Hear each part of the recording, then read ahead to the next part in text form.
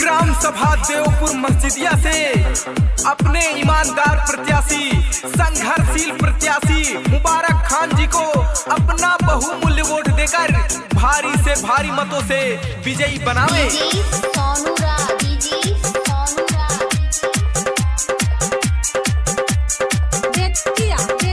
Music by Shailesh Kumar.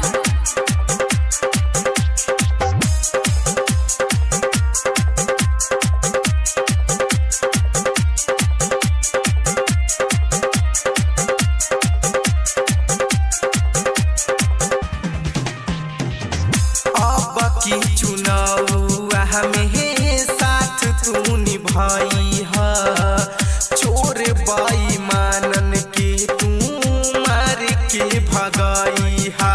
ए भाई हो, ए चाची हो, ए भाई हो, मुबारक खान के जिताई है, मुबारक खान भोला जी के जिताई है, मुबारक खान भोला जी के जिताई है, मुबारक खान भोला जी के जिताई है।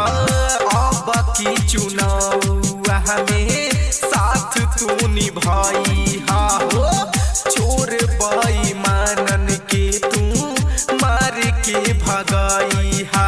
ए भाई हो, ए चाची हो, ए भाई हो, मुबारक खान के जिताई हा, मुबारक खान भोला जी के जिताई हा, मुबारक खान भोला जी के जिताई हा, मुबारक खान भोला जी के जिताई हा।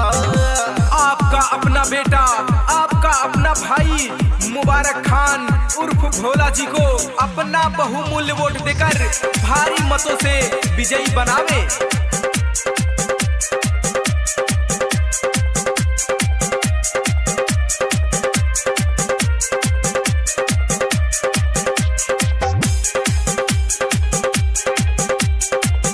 वादा नहीं विकास करेंगे मुबारक खान भोला जी का यही कहना है।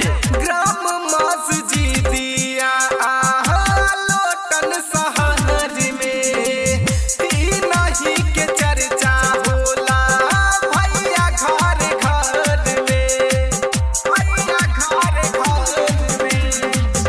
ग्राम मस्जिदिया लोटन शहर में नहीं के चर्चा होला भैया घर घर में, भैया घर घर में। ग्राम मस्जिदिया लोटन शहर में नहीं के चर्चा होला भैया घर घर में, ग्राम मस्जिदिया लोटन शहर में नहीं के चर्चा होला भैया घर घर में। गरीब लाचार के साथ चलवैया भारी मत दे के इनके विजयी बनाई हा। हे भाई हो, ए दीदी हो, ए भाई हो, मुबारक खान के जिताई हा, मुबारक खान भोला जी के जिताई हा। ए भाई हो, मुबारक खान के जिताई हा, मुबारक खान भोला के अब की जिताई हा। तो अगर ग्राम सभा मस्जिदिया आगे बढ़ाना है, विकास कराना है तो जिताइए मुबारक खान उर्फ भोला जी को। Music by Shailesh Kumar.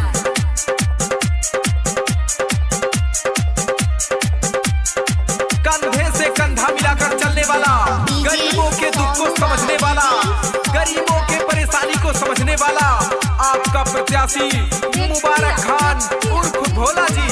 हो गुंडागर्दी खत्म होई करा विश्वास हो, पेंशन आवास मिली घर घर सब हो, घर घर सब हो। गुंडागर्दी खत्म होई करा विश्वास हो, पेंशन आवास मिली घर घर